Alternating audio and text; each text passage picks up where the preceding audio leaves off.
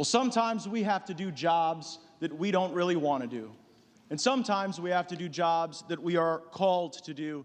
And so, my colleagues, I rise to nominate the most talented, hardest working member of the Republican conference who just gave a speech with more vision than we have ever heard from the alternative. I'm nominating Jim Jordan. Jim Jordan is humble, perhaps today, humble to a fault. Maybe the right person for the job of Speaker of the House isn't someone who wants it so bad. Maybe the right person for the job of Speaker of the House isn't someone who has sold shares of themselves for more than a decade to get it.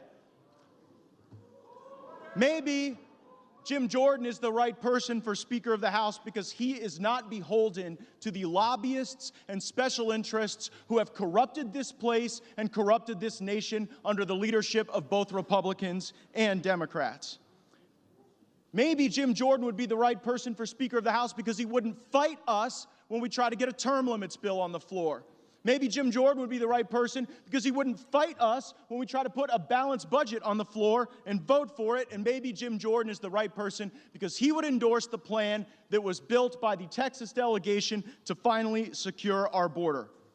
Mr. Jordan said in his nomination that there are certain bills that we have to pass to fix the problem. The challenge is the alternative has been someone voting for the very bills that have caused these problems.